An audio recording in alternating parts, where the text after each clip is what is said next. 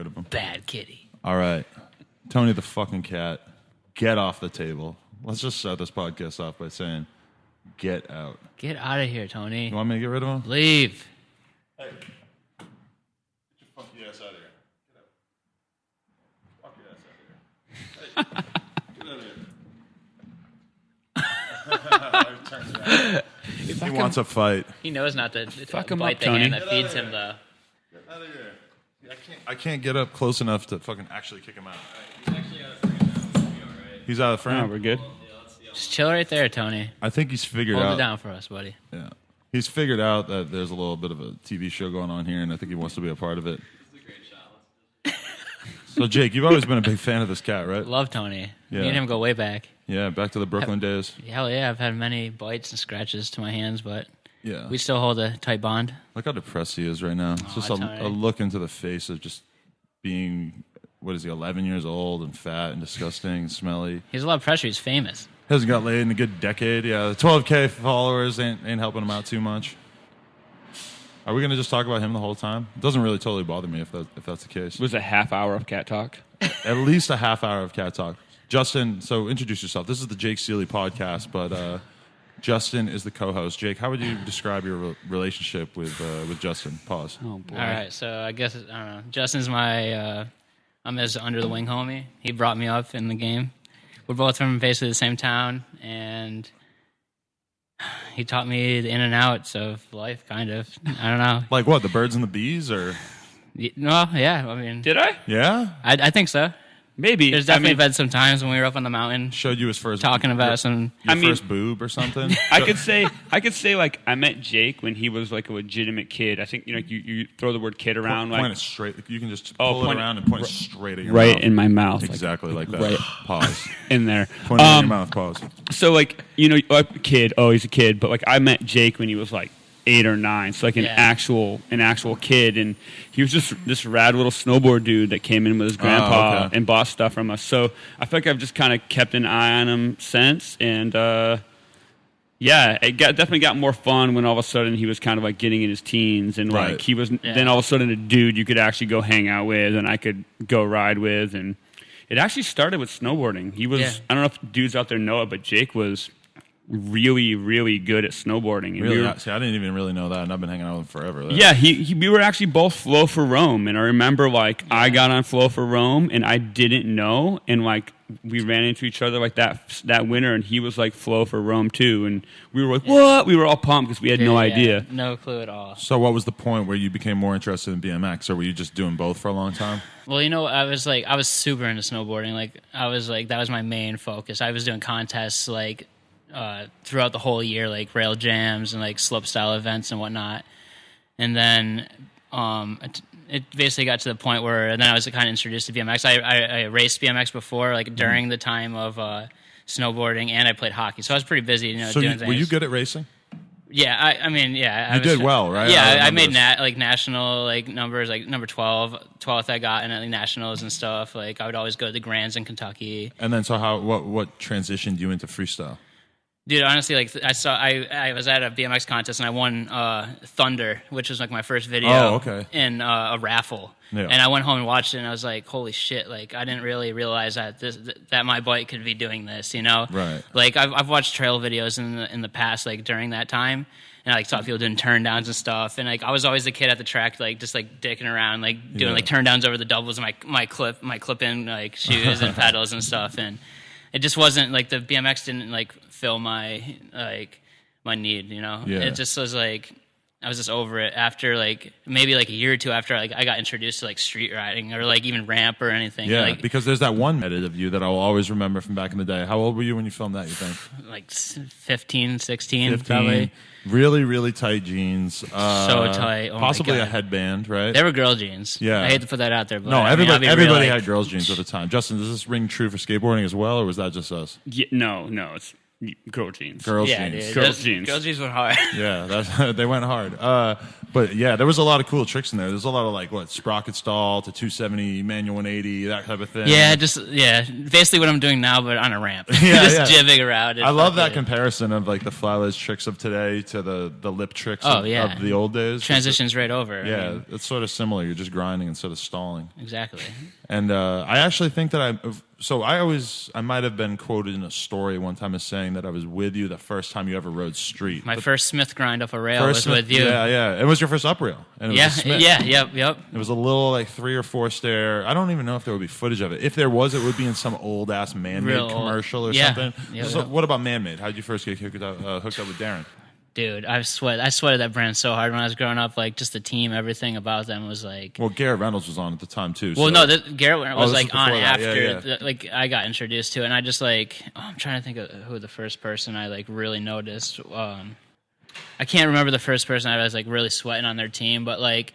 I was always going to like East Coast Terminal contests and stuff, and obviously Manmade's out of like New York. They were always there with their booths to like just move in product. That was like the biggest clothing brand almost back then, I would say. I mean, obviously not as big as like Little Devil or Square One, but for they were right the East there. Coast, it was pretty big. Yeah, it was huge. Yeah, they were pumping out awesome stuff, and basically just there was one contest. It was a FBM Ghetto Street comp, and I don't even know the date, but it was one of the, I think it was like second or third one.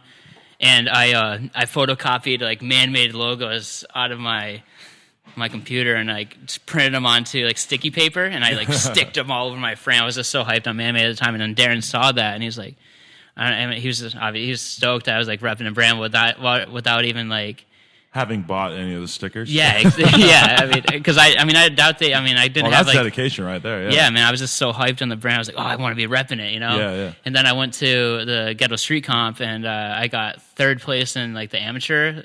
What were some tricks highlights? The kind of stuff that you were like doing at the time. Tail whip pedal 270, and yeah, that was a good trick. Hurricanes. You were good at that one. Yeah. A lot of brake tricks, basically. No pegs, brakes, all that. And I got that, and then he was like, I basically like. Throughout that whole contest, I was going up to the booth, like all hyped, like, "Hey, I want to buy this T-shirt." I bought like 3 T-shirts that day, and then he came up to me afterwards, and we were like just shooting the shit. And he's like, "Hey, man, like, you know, I'm gonna start flowing you some stuff, throwing you some stuff," and then basically just went from there. And then I just putting out those little edits. Yeah, here you did and a there. split edit with Garrett at one point, right? Yep. And what age would you guys have been during that? Fuck, dude. I mean. 14 or 15, something. It was same time period, like 15, 16, and that's when me and Garrett were hanging out a bunch, going on trips and stuff. I was always going up to Tom's River, New Jersey, with Steve-O and chilling with those guys. So we just collected a bunch of footage, and then he put us together in that. So actually, one thing we should discuss is the part of the country that you're from, Western Massachusetts. Specifically, what's the town? I'm from Williamstown, but. I mean, Pittsfield is I like kind to of hold the down center of Pittsfield. everything. That's like the bigger city in our area. So how would you explain to somebody who's never been to that area what it's like growing up there? Justin, you can chime in as well since similar. Please. It's magical. It is? No, I mean the Shire. We call it the Shire. Yeah, it's it's a beautiful fucking place, man. And if you want to just go important out, historically as well. Like there's some. The Basketball Hall of Fame was in Springfield, which is like 35 minutes. That's where basketball was started, right? Warren Buffett, I think that the Berkshires is where. What was it? It was like a company that he bought that was located there, so that's why his company, Berkshire Hathaway or whatever. And then you have GE. I mean, like GE, like when they were at their prime. I mean, they employed something ridiculous, like 30,000 employees or something like that. And, And the whole kind of strip of valley towns is kind of all true, like almost like Industrial Revolution style mills. Right. Made tons and tons of stuff before everything shifted down south. So there you go. But now you go there, the GE is, dude, there's all the buildings are like broken down. They're tearing down everything. They're trying to get rid of all the pollution that GE put into that town, like all the GMO or all the just nasty pollution and shit. Yeah, nasty. just like is it kind of not such a great area these days because there's not a ton going on, or it's very polarizing. Like you've got Southern Berkshire County that's like really affluent, arts based, intelligence. Area. It's not even just a little wealthier. It's just for some reason people in Southern Berkshire County seem to actually like give a shit bit more. You know, Okay. it really is just being smarter is like cool, like it's accepted. Okay. And then you got Pittsfield, that's like a shithole. Yeah, It's a shithole. It's a shithole. It's a shithole, man. And then sadly, my hometown, where actually I think your family lives now, North Adams, Yeah. like actually this is weird, and people will learn I'm a skater and ride BMX Oh, yeah, and yeah, shit. he's But a skater. my dad's a cop Okay. in my hometown, so we I got know. beef. I know we got beef. I'm a criminal, so we got beef. Just kidding.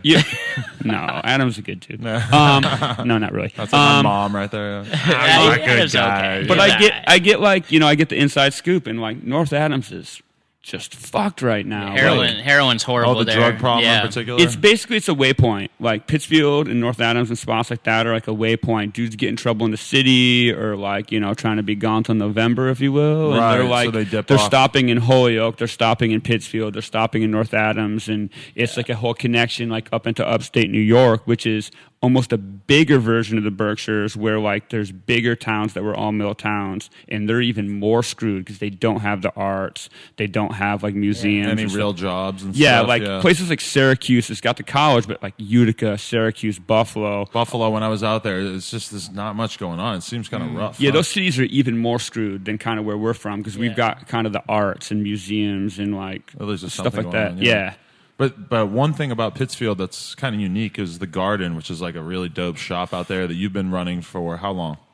Well, I've been involved with it for about 8 years because Yeah. we've been there for 12 now?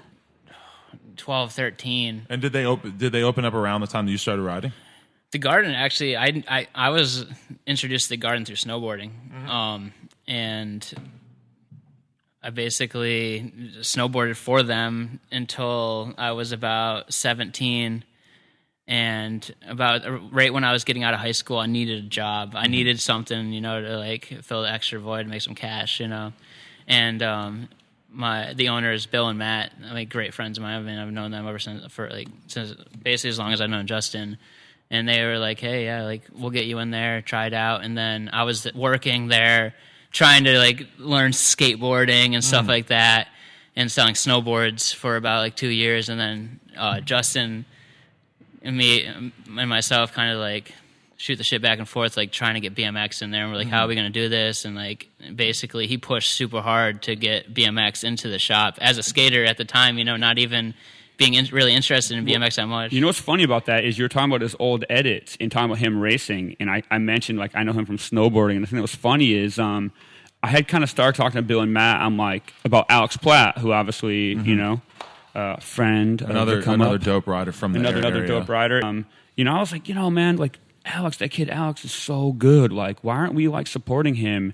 And even though Bill and Matt just honestly could give a shit about BMX at the time, they were actually like, oh, well, Jake's good too. And I'm like, yeah, Jake's good at racing. And they were like, no, Jake's good at freestyle. And I was like, what the hell are you talking about? No, Jake races. He's a race kid and he snowboards. And I finally saw an edit, and I don't know what edit it was, but the thing that stands in my mind was you did fakie hop turn down 12 or something, and I was like, 12? No. I mean, no? It was 8? It was 8. All right. I added a few stairs, but I was Yeah. I was blown away. And at the time, I had kind of always known about BMX. A friend of mine growing up was really good at BMX, but I had never seen anything like that. And that really just sent me over the edge. And I was like, we got these kids like Jake and Alex and Brian Bastow, who's I'm these guys have been supporting the shop forever. They come and they buy their sneaks from us, and they come and buy their snow gear in the winter, and they're good dudes. They're kind of the little homies that don't skate, but we're down for them. And I just kind of brought it to them look, we got to do something for these kids. They deserve the same shit we've been building with skateboarding. I was lucky that I was friends with most of the best skaters in the area. We were all tight crew, no matter what town. And I don't know. I think I just felt the BMX kids deserve that shit. And I thought Jake and Alex were just such good dudes and were visibly to me as I started watching other videos, as good as all the dudes in the country. Yeah. So I thought we had to do something. And basically. now the Pittsfield scene is pretty strong. You go there man. and it seems like kind of a random town, but then there's a ton of kids on BMX bikes. It's very inspiring. We started off with just one case, one shelf of I think my first brands brought in was Odyssey and FBM.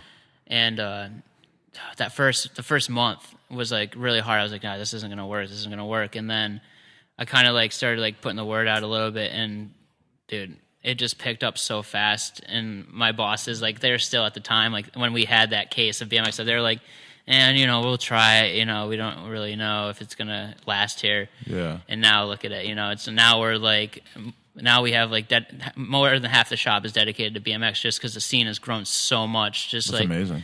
Yeah, it's great, man. And does the skate park play a big role in that as well? The skate park now that we got that new skate park, it's played a huge role. It's just like, it's easier for kids to progress, obviously, and like it just it's a fun ass park too. It's the one from Instagram Slam 5, I believe, with Mark Burnett and you're in it. The Merit team came through, yeah. But that's a fun ass park, even though it's kind of random because it's just a parking lot, and then there's like these weird trannies built on top of it. Yeah, it's like. I thought it was fun as hell, though. Like, who would you describe as the really dope younger riders who are coming out of the area? Mark Burnett, obviously. Mark Burnett, he already, he did it. He's doing it. He's doing it. And he's going to be pro, and he's going to be the fucking He's on man. Sunday Pro. He is Sunday Pro already. Yep. Wow. And so he was somebody that you got down with Sunday from the beginning, I assume? Yeah, I kind of took him under my wing, man. Yeah. Anybody else we should look out for? Yeah, Rob Starbird. He's a young kid coming up right now. He's sick. I mean, hasn't really expanded from like farther out of my town than he just like little like small edits from like garden edits, but that kid's amazing. Tyler Dadak, he's been putting out a lot of sick stuff. Matt Clark, just like there's so many kids, man. It's just like, how'd you get put on Sunday in the first place? I actually know. This is a very romantic story. Oh, you put in the word? This guy, dude. This is the honest to God truth. So I had been on a skate trip with some friends. I got very lucky. I'm really not that good at skateboarding, but we convinced some people to basically give a bunch of my homies money, and we went on a skate trip. It was supposed to be from Buffalo, New York, all Route 90 into Boston for Red Bull Mania. And so we met the Sunday crew. We met Jim, we met JP. We met young skaters dudes that are pro now and stuff. And so when I convinced the guys at the Garden to do BMX, I was like, hey, there's a couple things I want in the store. Because I had I started looking into BMX and investigating. And I wanted Animal because I thought it looked like skate shit. Like I associated with it. It was New York. Yeah, it made sense to me. Another one of the first brands that we brought into the shop. It just made sense. And I wanted that. And had kind of looked into Sunday a bit, and I basically thought those dudes were sick. So I was like, fuck, I want something ill and small like that. Me being dumb, I had no idea who Jim Sawinski was at the time. I just thought this is this ill little brand. So I called them, and I introduced myself and was just like, hey, I met you here. And I was like, I'm starting this thing, and I've already got a team, because I didn't know how it was hard to get bikes, So I was just like, I've got this kid, Alex Platt, I got this kid Jake Seeley, I got this kid Brian Best, and he stopped me like, oh, for real? Like, that's your team? And I was like, oh, cool. He recognizes some names, like I'm doing something right. And he was like, yeah, what's up with Jake? And instantly, just in my brain from already having helped skate friends, I was just like, yo, man, you tell me what's up with Jake. Pretty much just he was like, can you get me footage? And I was just like, it's done. What's your email address? You're going to sell me bikes. I'm going to get you footage. You're going to hook my boy up. Let's make this happen. Perfect. And it literally, I literally don't think I did anything else past that first conversation. As soon, basically around that exact time, I was on my first real, team BMX trip. I rode for Alone Bikes. Alone, right, out of the UK. Yeah, the UK. And they flew me out to the UK to film with them. Frank Macchio. Yep. That must have been cool. That was sick. And you know what? Darren from Manmade actually got us on the Alone team because Alone hit them up because Manmade was pretty popular and happened. And then they were like, "Hey, what are two new guys that we could hook up?" And they just to the kids out there, if they want to know about one of the weirdest BMX riders of all time, well, you could start with Frank Macchio's Shook section, which is not that weird, but it's just sick as fuck. But progressively, I got weirder and weirder. The strangest flatline combos. He's one of the sickest riders. It was sick, but it was definitely weird. Frank Mac. Definitely different. I love watching him ride. So you're on Alone, and then And then basically, I was on that trip, and Jim saw like I did like a print. There was like a print anatomy. What were you doing? Bump jump bar up like a 6 stair. Because that's when bump jump like upstairs was super popular. Because you know how I remember it was that Chase Dehart, his ender in his shook section was like a bump jump 180 up maybe like a 9 stair or something, like way bigger than you thought you could 180 at the time. But he just fully like rode up the last 2 or 3 stairs. And then I remember the next day going riding with you, and you were like, "Yo, check it out," and you were just like throwing bars up like a 5 stair, just bumping out the last stair. It worked way too well. Yeah, it worked really good. You were super hyped on that for a minute there. I remember that. Yeah. So basically, just that came out, and then I got a full page spread in Ride UK doing a fakie whip on a bank at one of the like more famous spots in the UK. What, South Bank? It's the one that looks like a half pipe. It's just like a half of a full pipe, basically. I'm not exactly sure. I don't even remember. But that happened, and then I just started getting more footage out and stuff. And then Jim hit me up. I was at my grandmother's house in my basement, probably on like AOL talking shit or something. And he hit me up, and I was like, dude, I was just like ran upstairs, and I was like told my grandfather and my grandma, I'm like Sunday like wants to send me a bike, and I'm like freaking out, just like a little kid, just so hyped. And basically, that's how it kind of started, and then just from there, just the romantic story though is the one when you got on pro, when you Jim Selinsky actually asked Jake to be on pro while they were on. Oh my god, snowboard date on the lift. I've never heard this. The lift. I've never heard this. So Jim hits me up, and he's like, "Hey." Jim hits me up. He's like, "Hey, I'm going to come up to your area. We're going to go snowboard, and I want to check out Jiminy Peak, which is one of the worst mountains ever. It's just like he just wanted to try it out. Yeah. So you're saying Jim Selinsky had bad taste in mountains? No, that's my home mountain. So he wanted to come. Okay. So he came to my hometown, and like we went snowboarding because he knew I was into it, and we went snowboarding, and then we went to this place, the Forge, which is like a super good wing spot in my town. And right then and there, he just like slapped this like contract on the table, and I was like, "What is this?" And he's like, "Oh yeah, welcome to Sunday Pro." And I was like, at that just the emotions there, like holy shit, this is not real. It's like being asked to be married. It was I crazy. do. Did you get down on one knee? No. I do. Or I guess he would have got down on one knee. Yeah, no. And you said I do. Are you so cool with Jim? Even though what happened with him Sunday? He's no longer involved with it. But he's no longer involved. I can't really speak for him. From my point of view of like the situation, he had different interests, other than BMX, and like it just wasn't going how he wanted to, and he couldn't put his views into the company exactly the way he wanted to. So I think it just didn't work out, and now he's just he moved back to Buffalo, and he's doing a bunch of stuff with running. He was doing he like makes his own tacos and stuff. So I'm guessing that must have progressed into like him having a taco truck or something, a stand. Jim C's gonna have a taco truck. Aaron Ross has he has a grilled cheese truck. Everybody in the Austin scene is just gonna have a truck. That's a food just the truck, thing dude. to do now, man. I want a food truck. Food trucks are tight. I was thinking how cool it would be to have a BMX truck where like it's That's a what I'm BMX saying. shop and you're driving around to skate park to skate park. Let's not give away too many Yeah, ideas. I'm going to stop right there. That could be hardcore, yeah. That's sick, though. So was it rough for you being on the team when Jim C got hit in the head with the egg? With the egg? Yeah. Was it weird for you, though? No, not at all. I didn't even know what happened, really. I just heard that he was mad and that there was like beef between him and Ben Hennon. One of the greatest moments in the history of BMX. No offense to Jim. I know he hates me. I don't really like him. But the fact that he got hit in the head with an egg. It was weird for me. It was weird for you. Why? That shit was embarrassing, yo. Why? Grown men don't act like that. Oh, what? But he did get hit in the head with an egg. If I got hit in the head with an egg... But you're on a trip, too, where, like, that stuff's going to happen. Yeah, it's just it feels like you probably shouldn't be hit in the head with an egg. Yeah, it's just an egg. Yeah, it depends on your ego, because it's like if you're the kind of person who looks at yourself as a person who doesn't get hit in the head with an egg, then it might be kind of hard to take, Yeah. Well, shout out to Jim. But so Sunday, what's the deal with the brand these days? I feel like honestly, dude, things are going better these days, right? Dude, yeah. Basically, like it was a really hard time. Like even when Jim was still TMing to the point where he wasn't, there was like that in between that was like super hard for me because I couldn't find myself in a sense where like I didn't know how to like really act or like I wasn't really producing as much as I should have, and to myself I was like, why aren't I getting more? Like, why can't I get more? Like, I want, not to be like greedy or anything. I'm just like, I'm not really getting what I think I should be getting, you know, yeah. or like and all that. But then I like there was just like some situations that happened, and then I was just like, basically, I was like almost like off the team. Like I was like, You felt like you were going to get the boot I felt like I was going going to to get the boot in like a second. You know, Really? like I had to like basically like I brought up the conversation that how I was feeling, and I basically just talked to them, and it was like kind of awkward for a little bit with like. I wasn't even talking to really Jim at this point. It was in between like when Jim and Walter was on the team, Right. or like we're team managers, and it was just like it was a really hard time for me. I thought my career was done. You know, So what like, changed? I was in between like injuries and stuff.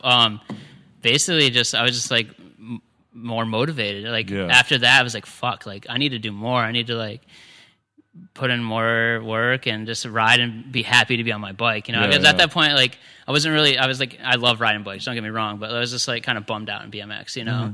And then, like, I just was like, "Fuck! Well, why be bummed? Like, having fun riding my bike. I just want to like, be doing a lot more." And Do you feel like that kind of happens sometimes with a lot of dudes who they get pro, they start to get paid, and then they kind of realize, like, well, even if I kill it really hard, I'm not going to really get paid much more. So they sort of get demotivated, and they're just kind of like, Yeah. they sort of lose connection with why they were riding in the first place. Do you feel like that was a little bit of what happened to you? Yeah, I could say that. Yeah, definitely. And like, just like a fire got put under my ass, and I was like, holy shit, all right, and just started riding a lot more and realizing like the more you do, the more like your companies that you ride for are gonna be hyped on you. You know, and it's just a like, different age these days too, where there's every single day you have the opportunity to do something that's going to help you and help out the brands that you fuck with and everything. Like you go out and you do a handrail trick and put it on Instagram. It's Yeah, like, exactly. Boom, there's your fucking. You just did I something just for them. promoted that the day, brand. You just helped them out without yeah. even doing anything. Mm-hmm. And it's just like I like got more entwined with like social media and like how I should be basically a professional bike rider, I guess. And like it just like traveling more, being like a lot more positive, and everything's just like so awesome right now, man. Like Sunday is like backing me 100%. Like I got a bunch of signature products like on the table right now that I've been designing with them, and Hell yeah. Profile is another fucking. They got my back 100%. That's actually the reason why I'm out here. They sent me out. That's awesome. So shout out to them. Yeah, Profile. They're fucking with you too. How'd Matt you get on Copeland. Profile? I was at Texas Toast, and I did like a double peg tire ride and a hop over tire ride on this like roller coaster rail. And Copeland was like, "Oh yeah, that's awesome, man!" You know. Yeah. And then we just started shooting the shit. And like I never really talked to Copeland before that or anything. He's a good ass dude. Yeah. Best dude. Fucking, he's Yeah. the man.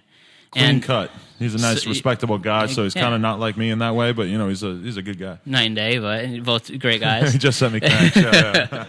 But yeah, I just shooting the shit with them, and then we just kept talking, and I needed a part sponsor at the time, and I mean, Profile's fucking been around the game forever. You know, their product's good, and I just was like, yeah, we worked out some. I rode for Flow for them for a while, you know, and just like test the waters, and they were hyped, and everything just worked out. Like now I'm on the pro team, and Hell yeah. just so we went on that Miami trip, and dude, that was like one of my favorite trips I've ever been. Just because like the energy was so positive, and everybody was just like just having a blast. You know, it wasn't like we were just going out there for like a little vacation. You know, and like, Yeah. everybody was just feeding off each other. When we were Miami was riding. good though, huh? Miami, man, What about those synagogue rails? wow. The feeble X-up grind, amazing. Thank you. I mean, I was super hyped on that. So, like, I didn't even know that spot was in Miami, and then Delecki was actually. Oh, That's yeah, like this the is your- Miami yeah. spot. That might as well be the only spot in Miami. Dude, they're that good. Like, let me tell you, like that spot is fucked. Yeah, It's amazing. It's just like the perfect rail, really. yeah. And everyone, like, we got there, and it was just like high energy right off the bat. Like, everyone was like, "All right, I want to do this, I want to do that, I want to do that," and everything worked out, and it was awesome. Can we talk about filming with Charlie Crumlish? What's that like? My fucking dude, I love that dude, man. He's a little out there though. What he's level so space out cadet is he on? I mean, he's like leader of the Kush aliens, man. I mean, he's out there, and like I back that 100% because it's like the creativity that he brings to the table is just fucking. It's like we're right on the same level. It's just like weird, like funny stuff, you know. Yeah, yeah. And like that's the best thing about Charlie's editing is just he's so random and just like you never really know what's going to happen with the edit, and like that's why like my last like 3 projects I've been with him just because Yeah. I trust him so Your much. new edit that just came out has everybody talking. That's like, you know, people are going crazy over that thing. Even Brian Kaczynski was all up in my Dude. group chat saying, "Hey, Fucking Charlie hit me up about that, dude. Like, I'm cheesing right now. Like that meant a lot to me, man. yeah." From, like, I heard a such lot street of boss. OGs be like hyped on that shit. How long did you film for? 2 months. 2 months, Not even really? That's it? Yeah, we didn't really film too. We just like, dude, when me and Charlie are like on missions, we just go out and ride. You know, just pedal and just every look for rainy shit. day, we just look for shit. Like we're always just like trying to ride as much as possible. Yeah. Not like nerding out or anything, you know, but we're just going out and just Cruising around town. cruising around, yeah. having fun, and then we just come across so much stuff, and we're like, he's always got his camera with him, and like I always got my car, so we're just like, all right, we'll go here and do this and that. But then from there, we just take a different route, and we'll find another cool spot, and it just like works out perfect, dude. That's amazing. Yeah. What's the Austin lifestyle? How long you been going back and forth to Austin for? Dude, I've been going back and forth to Austin for like since I was like 16. Like Yeah, back in the that's day, like your retirement Dylan- community. You just go back and forth. Yeah, but, exactly. I just like had so many connections with different people from that city that it's just been so easy for me to go back and forth. Like, Oh, you think you're going to stay there for a long period I just of time? I just signed a lease for another year and a half there. Oh, wow. So I've just made the move full time. Do you plan on still going back to Massachusetts and stuff? Later down the road, I'm just want to really do it, like just focus on riding and Because you got just- the girlfriend situation and everything yeah. too now, right? Shout out to my girl. She's killing it right now. Oh, yeah. She's holding it down. She just moved our whole apartment.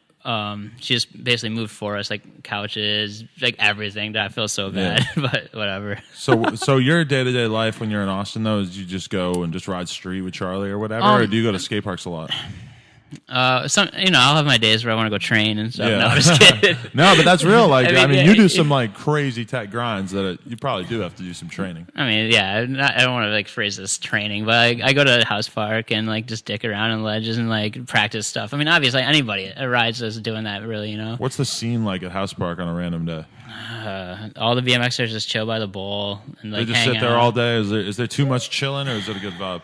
There's a lot of chilling, Yeah. and it's just like I ride so much different than a lot of people in Austin. I Oh, feel really? like Okay. Do you feel like you get kind of vibes because you're a tech nerd, or I feel like I do get vibe, but secretly, you know, like Yeah. everyone's super cool to me when I'm there. Yeah, but I yeah. feel like they kind of just hate on like the style of riding that I do. you got to be pissed if you're a guy who can go 10 feet in the air, and then the guys who are getting paid are like guys like you and Charlie or whatever, who are like literally just like tapping around on a fly ledge. Nibbling? I love that. Huh? Nibbling? Just nibbling about? We call it nibbling. Yeah. Jibbing. Jibbing. I like it. But yeah, no, the Austin riding scene's sick. I mean, there's just it's like anywhere it's super clicky. Yeah. You have your crews and then other crews. Like I'm sure there's beef, you know, like whatever. But I like to try to be alone. How is it riding BMX at House Park with one of the illest skate shops in Texas, like right there? No comply. Yeah, it's like Yeah, right okay. there. It's sick. I mean, I think they actually back bike BMX. Do they carry tubes and stuff for kids that get flats at the park? Oh, that's nice of them. And they just give them out for free. Like I've gotten free tubes from No Comply just because they have them there. Like Empire, I think sends them tubes, and for free. yeah, I've You gotten ain't getting a free tube at the OSS store. Let me tell you that. Right? Those things cost good money. We gotta get paid for that. right. At the Garden either, right? Yeah, I'm not giving out free tubes. Fuck that. Nah, but you got to do the thing that like because tubes are the thing that have the craziest markup. If you go into a lot of shops, it's like a $9 tube, $8 tube. yeah. So if some dumbass comes in off the street, it could be an $8 tube. Yeah. Yep. If you're the homie, it could be a $3 tube. Exactly, It could be yeah. a $2.50 for the tube. Whatever. Yep. These things change. Yeah. I don't know. Back to the Austin scene though. I mean, like it's definitely like it's legit. We have it's funny. It's not really Austin scene. It's like more like the East Coast scene because like Brett Silva and like all those dudes moved to town also. So it's just like all the East Coasters are like just we're all clicked up. You know, you we kind of all got to ride feel together bad and for the stuff. actual East Coast because so much of it has I know. migrated to Yeah, California and yeah. Austin. Mhm. You know. Yeah, I mean, dude, it sucks because like growing up riding in New York City all the time, you know, like dude, scene was heavy in New York City, and now Yeah. I mean, it's starting to pick up a little bit, but it died out for a long time, and it's weird to see like that even like New York City has its own style of riding. I feel like, and it's weird to see like that style of riding kind of like just like kind of just vanishing away. It's in a interesting. Though. sense. I just feel like New York's only issue is that they just don't have enough people doing coverage. That's true too. Yeah, there's not like a film or photographer that's like really pushing all the local riders and stuff, like trying to get them out there. Yeah. Justin, can we just get a brief introduction of who you are in terms of your role in the skate industry and stuff? Because you do have some pretty interesting insight into, because, everybody in BMX dick rides skateboarding to an absurd extent, to an embarrassing extent. I think you and I have had a lot of great conversations about that stuff. We were just having one just earlier about how you say that there's this whole new league of smaller brands coming into the game and stuff like that. Yeah, I mean, definitely. I mean, background. I think I've just loved skateboarding since I was a kid, you know, and you know, Berkshire's we kind of I think explained is pretty small, so I didn't grow up with skateboarding per se. I just grew up with a skateboard. But I've been very fortunate. I've gotten to run a lot of great shops. I've gotten to know a lot of guys at shops. I was fortunate enough to run Stereo Skateboards for a bit. Jason Lee, a lot of BMXers might know him actually as Earl. My name is Earl, but I got to run his skate brand for a bit. Got to run Stack Skateboards. And I think just I'm lucky enough to kind of help out with a few brands and a few shops and recommend skaters. That's my favorite thing to do is kind of hook dudes up. You know, that's why I was like loving hooking up Jake and helping him out in any way. But yeah, skating's interesting right now. We were talking about it earlier. A lot of small brands kind of coming in and, you know, eating the lunch of the big guys, if you will. How does this happen? Because in BMX, I would say we are not in that place. There used to be a lot of smaller brands popping up in BMX, making frames, whatever. It seems like people have realized that that's not necessarily, it's not the time to start these type of brands. Well, you know, I think we talked a little bit about this earlier too. You know, we could all right now start a skateboard company and have boards in a couple months. Pretty tops, inexpensive. right? Well, same is true of BMX to an extent, but the wait time would be longer. A little bit longer. And the minimums, I think, would be bigger. But like, I think just some of the big guys just kind of took it easy for a bit, you know, and I think kids just, they want that new shit, period. You know, I think it's skate, snow, BMX. It doesn't matter. Like, kids want that new shit. And I just think there's some guys out there rethinking things. And even just, you know, you're talking about Jake. Jake's mentioned, like, yeah, you know, kind of got on social media and I'm trying to take more advantage of it. And you were like, yeah, dude, you know, just go ice pick a rail, put it up on Instagram. It's not a big deal for you to do it, but kids are pumped because they get to see you. And I just think some of these small brands got it more. And we're on it. When you're smaller, you can be more nimble. That's the other thing too. Adapt faster, you know? It's, you know, when you've got a huge warehouse because you're used to using, you know, moving this tons of stuff. Right. Like, there's all this infrastructure and it costs a ton. But when you're some small brand and you're down to have your apartment overrun with skateboards for 3 weeks while you repack it and ship it out, cool. Because now you're not spending 10, 20 grand a month on a warehouse. Instead, take the guys to Europe. Take the guys to Australia. You know, you're getting to do so much more stuff, which is then keeping you in the public eye and helping you get bigger. So, everybody in BMX has this idea. Maybe you can tell us if this is true or not from both of your perspectives. Everybody in BMX has this idea that skateboarding as a community is incredibly rich and they're, you know, they make $1 million and everybody in skateboarding makes a shitload of money. I'm assuming that you probably have a different perspective on this because even though they make more than BMXers, it would seem to me that... Well, I will admit I'm a nerd and I like kind of underground skate stuff. I mean, still, without that, some of my favorite dudes are like scraping by. Like, most of my favorite dudes have a job. But are they big name dudes? I mean, they're guys that are coming up. Like, I mean, the dude that just won, like, Transworld Skateboarding's Rookie of the Year, Aaron Harrington, like, one of my favorite skaters. He had a job last I knew. Really? You know, he won Rookie of the Year for the biggest magazine. You know, it's Transworld and Thrasher, you know. You could argue which is bigger. And he just won Rookie of the Year, and the dude's got a job outside of skateboarding. I mean, maybe he doesn't now because he just got on Converse. But I'm talking like 6, 7, 8 months ago, dude was working. So is a shoe sponsor pretty much what means that you're making a living from skateboarding at this point? I think for most dudes who are getting on a shoe brand, when you get on, if you're a dude who just became pro in the skate world, how much do you get paid by your shoe sponsor? I think it depends a lot, man. But what's the general area? Like, say you're not the hottest dude in the world, but you're dope enough that you just went pro. You might get $600, $800. See, it's not that different than BMX. You know, that's pretty close. I'll tell you something. I won't name names because I don't want to like get anyone in trouble. But a friend of mine that works for a skate shoe brand that, trust me, everyone who's listening to this or watching this knows. He had a funny line to me. You know, I was asking him about the brand and how things were going, and he was just like, "4th place ain't what it used to be." Yeah. And he's just referencing basically having to go against like Nike, Vans, Adidas, you know, like big guys. Like, and it was a really telling thing. 4th place ain't what it used to be, you know. It's true. When you're not the leader in your category and that type of thing, because you're like, doesn't Nike controls like, you know, 70% of like the sports goods business or something like that? Some insane amount. Like, it's super it's very top heavy. You know, the brands up top sell a ton, and then there's all these other brands who are just trying to do it. Well, I think you guys saw in BMX. I mean, for a minute there when Nigel was on Nike, I mean, I think it was hard to. He's still on Nike. Okay, sorry. I think it was hard to argue though that when he got on, Nigel wasn't like the kind of top street dude, the most charismatic, most popular, doing some of the hardest stuff. I mean, in skating, it's the same way. Like they're swooping up the illest dudes. They're able to do things small brands can't. Like another skater, like this kid Blake Carpenter, he had been riding for like a dope, very skater-owned brand called Decline.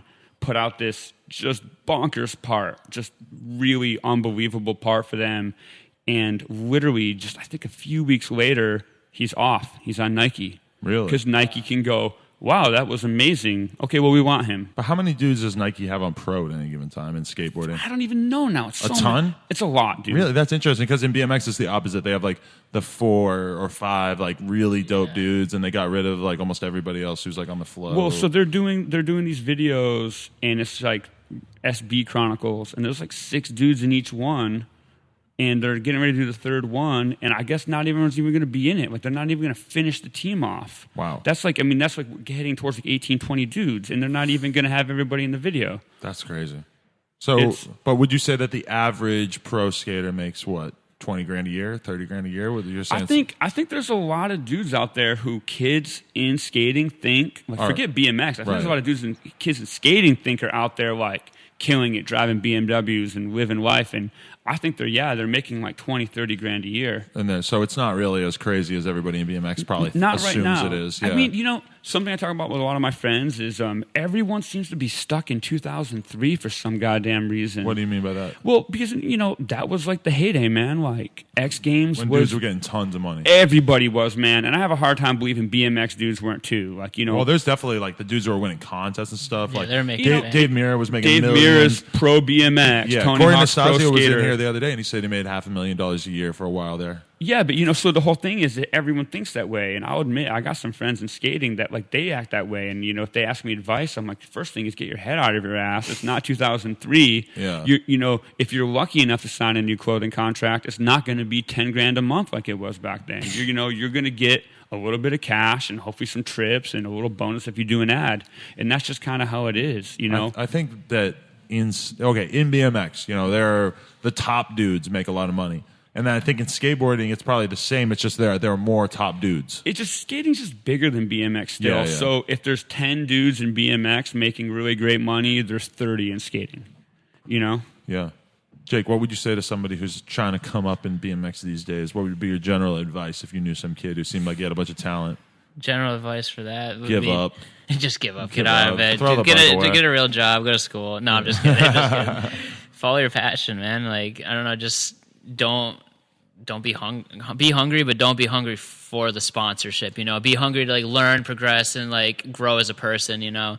And if you are a rad dude, then people are gonna notice that, and they're gonna want you to be part of their crew. So much of it's personality based. Yeah, it really is. Yeah. And you basically, it's personality based, and just basically. You just gotta be a good person, you know. Just be chill, man. Yeah, just be chill. It's not the NBA. There's no stat line. You know what I mean? Like something I always joke around is like Scottie Pippen, ugly motherfucker, but look at his stats. You know, like that dude's on a pro team for a reason. See, I think that's what troubles people about BMX sometimes is that the Scottie Pippens of BMX might not be getting anything because unless you're kind of like because that's the weird thing about Instagram. It's like now it's so easy to quantify and say like, okay, this dude is this popular and therefore he matters because he has these many people following him. And there was nothing like that until recently. And a lot of people still are kind of troubled by that idea of it. But I think that at the same time, a lot of riders are realizing that, you know, putting yourself out there and like actually having that fan base and like the people who actually give a shit about you, it's actually worth a lot. Yeah, but the thing is, didn't we all start doing this stuff because we didn't want to be the jocks? Because we didn't like, you know, I mean, to me, it's like we didn't want to be the football team. Like we started riding BMX, we started snowboarding, we started skating. I didn't fuck with the football team. Yeah, of course. I team. cannot imagine you fucked with the football team. Still can't fuck with the football team. Can't even tell you how the game is played. What is a sport? I don't know. So my point is though is like I think unfortunately there's this new generation of kids that just like they're like, hey, I got the trick checklist, you know, and it's like who gives a shit? Like I hate talking about money in a way because like I don't want BMX or skateboarding or any of those other things I love to just be monetized. Right. But the truth is like, yo, just go be ill and maybe get a shop sponsor so you can get your shit cheap, right? But if you want to make that next step, you're going to have to accept some shit you don't like. And one of them is it's a job. Yeah. Your job is to sell stuff. So like if let's just say, okay, I'm 38, right? But let's just say next week I drop an edit and I'm the illest dude in BMX all of a sudden. But if every kid's like, yeah, but that dude's old and whack, what does it fucking matter? It doesn't matter if I just take Garrett out. Like if I go take out every one of Garrett's tricks, it doesn't matter. You could. I could, but it doesn't matter if kids. It doesn't matter if kids are like, yeah, but that dude's whack. Yeah, because there's so many amazing bike riders out there that are like they can do everything better than anybody, but they're still just shit bags. Yeah, and like no one wants to fuck with them, and they won't move up or like get more recognition because they're that shitty person. Yeah, and that's just always kind of how it's been. I mean, there's always been dudes who are really good that you'd always see kids in the comments or kids wondering like, why isn't so and so pro? And I always just think in my head, I'm like, if you knew all the shit I knew, you would not be asking that dumbass question. Right, exactly. You got to get in the van and be cool, man. And if everyone else doesn't want you in the van, that's it. You're done. That's what I feel bad about. Like, okay, well, I'll just name names because I believe this is a situation in the past. But like, I think when Mark Burnett first went on a trip with the Sunday guys, didn't he kind of get on people's skin? Yeah, he was the young kid that was just like so annoying, you know. Mark, I love you to death, but dude, everyone wanted to kill him. And when you're going on a trip with somebody like Aaron Ross, who's been on a million trips, and he's not excited about his 5 millionth trip, he's just kind of chilling and blah blah blah. All of a sudden, you have this kid there, and he's fucking super excited and never stops talking and stuff. I think that young kids think that because they don't have any life experience besides just hanging out with the kids and riding, and then all of a sudden they're around dudes who are 28. Jaded as fuck, not impressed by whatever bullshit you're talking about, and then I felt bad because I thought Mark might not get another chance because he was so young. Yeah, but then I think that like he's actually. I think he learned from that, you know, and he's just like, all right, well, shit, I gotta like chill a little bit. And dude, Mark's like fucking one of the most legit dudes to be around. I can hang out with him like all day now, just because he's grown up so much. He's so young still, but just from hanging out with us older people on a trip, really like getting to learn like the ins and outs. He's scary like, good now too, dude. Yeah, it's insane. He might own the Sabrosa flat rail because he did that fucking double tire to truck. Dude, he did that a bunch of times. That's an easy trick for him now. I don't even understand. He did a simple session off that big ass the rail to drop. Like he's crazy as fuck. Shout out to Mark Burnett. That's my dude. Mark Burnett's amazing. Yeah, let's just throw that out there. Follow that man. Follow him. I think it's just Mark_Burnett. Yeah.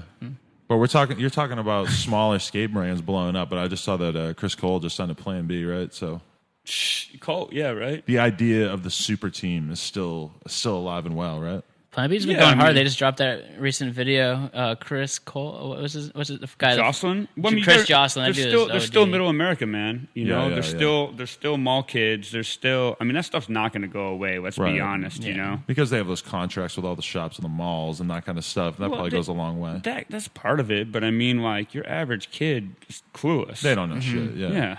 I was reading an interesting article the other day on Jankum about how, much like Adam LZ, who you're probably not familiar with, but you are, that there are a lot of skaters who are sort of these type of weird skate YouTube personalities, and that is kind of like becoming like a real thing in world. In a way, I feel like not weirdos, but like I feel like you've always brought up good, weird. You've always brought up good dudes, but I mean in a way, like I always felt like when I first found out about the come up, that was one of the things I was intrigued by. Is I was like, there's this dude. He's not a pro. He's just a dude that really gives a fuck about BMX, and he's got this website, and he's making kids famous. And a cat, of course, and a cat. But I always felt like you found this weird way to give kids across the country this opportunity to come up based off their YouTube videos in a lot of ways. See, that's what I'm excited about now is that even something like Jake comes out for a week. Obviously, he's an established pro, whatever, but we get to do the bike check. We get to do the TCU TV. We get to do the fucking Instagram slam. So it's just like... There's so much that's why I haven't been traveling for like probably the last like year and a half really, because it's like we just keep having people out and just keep trying to work on this formula of like how to cover people in BMX as best as possible, like somebody like Matt Nordstrom, that not a huge name, but we had him come out. He does the game of bike, he does the Instagram slam, he does the bike check, and all of a sudden he gets 2, 3, 4,000 followers. Yeah, because you're bringing their personalities to the table that no one else sees because they're just seeing straight edits of these kids and nothing else. But like doing stuff like this, it's like you get to see their personality and who they actually are, and that's what I'm excited about. Kids want to see that they haven't been able to see in the past. And what I think is really cool, as long as I'm tooting my own horn here for a second, is just that so young ass kids watch the webisodes and stuff like that, because that kind of appeals to young people. I'm sure older people watch it as well. But then the TCU TV thing, where they can actually watch this type of shit and actually get clued into like, oh, there's an actual culture behind this. There's a whole scene. There's old school legends that come on it, and then like young kids, younger people that we've worked with and stuff like that. So hopefully like we can just take these young kids and kind of sucker them in with the Instagram slams and the games of bike, and then also be like, hey, also we do all this other shit. You should check this shit out, whatever. But to go back to real quick to what you were saying, and it's interesting. He's posed up. We're boys. He's like the Dos Equis guy. He's just like sitting back on it. He doesn't have a cat on his lap, but it seems like something he would have do. A cat on his lap when he's driving. I was thinking more Dr. Evil, but yes, that's it. Yeah, but it's interesting to hear that that's in BMX too, because skate and BMX are so big now, they're so global that there's gonna be freaking weirdos out there, and there's gonna be kids who think they're rad.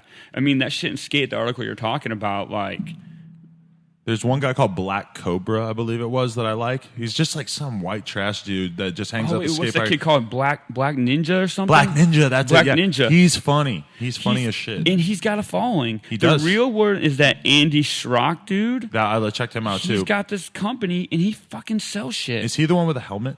Yeah, it's the Helmet Crew. And it's wild. But you know what, dude? I've seen kids in L.A. where you should be way more clued in because it's way easier. Yeah. I've seen kids in L.A. with Revive boards. Yeah. That's not from a shop. Yeah. You found that dude on YouTube. You thought he was cool. You went to his website, and you got mom to break the Amex out to buy you a board, which is weird. Adam LZ is like our equivalent of that, and he's doing like 6 figures worth of like merch sales through his web store. That's what I'm saying. And dude, forget the merch. Yeah. Like, you start getting that many views on every YouTube video, those dudes are making bucks off YouTube. And not to mention the merch and the products and all that goes along with it. That's crazy. It's weird for me because having friends that are, like Jake, who's a pro BMXer, having friends that are pro skate guys that I wish were making a little extra money, I'm not going to lie, I get a little like, fuck those dudes. Just because it's confusing. It's what is this exactly? Yeah. Because it's not good. I mean, the truth is like, I mean, it's BMX, so I'm going to clearly talk shit and skate, and no one's going to even know, but like, those dudes aren't good. No, totally. Those dudes aren't good. There's like dudes at every park in LA that are better than those dudes. But that's the whole thing about it, is that at the end of the day, I think kids are attracted to something besides just being good. Because they can relate more to they're dorks too, though. But yeah, totally. Yeah, because they can just relate to him. To some kid who just started riding and he like can't grind a 5-stair rail, and like, to a certain extent, watching Garrett do bar, crook, bar on that 5-stair rail is like, it's impressive to us. So we kind of like get it. Like, we understand exactly how he got to that point. But to a certain kid, it's like, there's something cool to him about being able to watch some kid grind a rail for the first time and sort of see that whole drama or whatever. I noticed that, like, when I put in like a webisode or whatever, I'll put in the clips of somebody dying, falling something 10 times, and kids really gravitate towards that because it's like, oh, that's the same as my experience. I think you're very right. Like, kids want you to be like you. You know what I mean? And it's part of why they want to be pro. They want to be like you. They want to be involved. And I think you're right. There's been a lot of talk in skate. Like, there's a lot of weird stuff going on right now where it's like super low tech, if you will. Guys are doing like really kind of honestly basic lines that like I think Jake could do on a skateboard. Jake's a pretty good skater. But like legit pro dudes doing this sort of thing, or what? Well, it's guys that are on companies that are getting popular where like, a line is like kickflip up the curb, backside 50-50, a sketchy ledge, and then big spin back off the curb. So you see that as coming back into style in a sense? It is coming back into style, but I think it's like, it's approachable. It's the same thing you're saying. Like, so you guys got Garrett, we got Nigel Houston, and I mean, I don't like him, but I can't say he's not talented. Don't like him, why?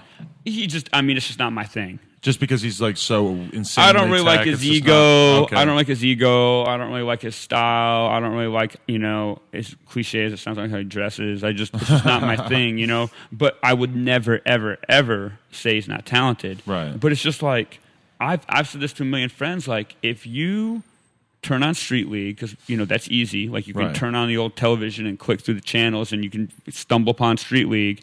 And if you see Nyjah Houston do Cab 270 back nose blunt first try, I can't imagine what that looks like as you're trying to learn to ollie up a curb. Yeah. Right. And with the stuff I know Garrett's out doing, like you guys were talking about, like half cab bar spin rail. 1A bar spin. Bar backlash switch rail. Okay, like, if you're like trying to bunny hop up a curb, that's got to be like And your mind just blows when you see that. See, the way that things have changed is that it used to be that, when I was 14, I went and I watched videos of the sickest riders because that was all there was. There was no possible way I was going to be able to get a video of a shitty rider. Right. But now kids can go watch Adam LZ, and no, he's not a shitty rider, but he's not like a crazy pro rider. Like, he's still just like sitting there at the skate park learning stuff. And that, appeals to him. And also, I mean, a lot of his fans have seen him come up from when he wasn't shit, like when he really couldn't do much at all.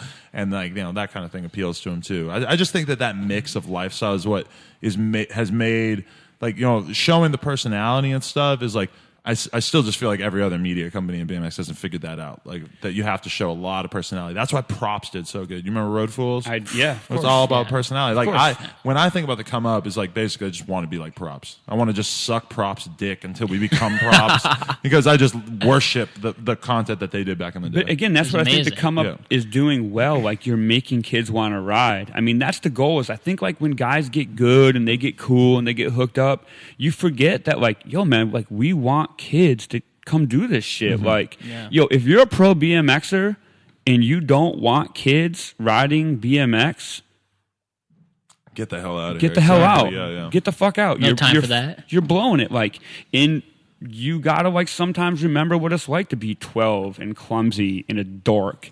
Like, we need kids riding BMX. We need kids riding skateboards. We need kids surfing, whatever the fuck it is, And that's why I think that the role of a modern day BMX pro has sort of expanded beyond, I'm going to do a video part every year or whatever, where now it's like I think that dudes are sort of expected to almost be like an advocate of their scene and stuff in a certain way. Like, with you definitely like get your sponsors stoked by the fact that you're involved with like, something like the Garden, and then you could help out in terms of like getting all these kids interested in stuff, or even just by putting your stuff out there on Instagram or just trying to interact with people. It's like, like BMX pro used to just sort of mean that it was a much more vague job description. There was much less expected of you. And a lot of people had a hard time transitioning into this modern day age where you're really kind of expected to be like somebody who's really actually actively going out and promoting yourself, the brands, and BMX in general. And it's like skateboarding and BMX, I think, are both at a weird point where they're sort of in competition with a lot of other lifestyle activities that a kid could be doing with his time.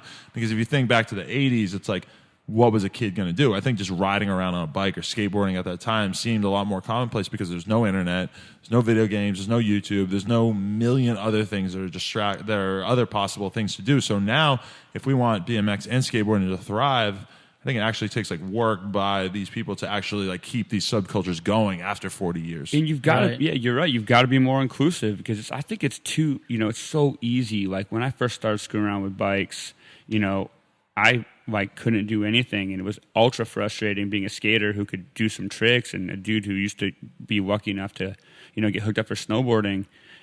I wanted to stay, and luckily I had the mentality to keep at it. But like, if you're like some dorky, chubby kid and you think BMX is cool and like you're just not figuring it out, screw it. Like, I'm going to go hit the Xbox. Hey, is the money in snowboarding insane?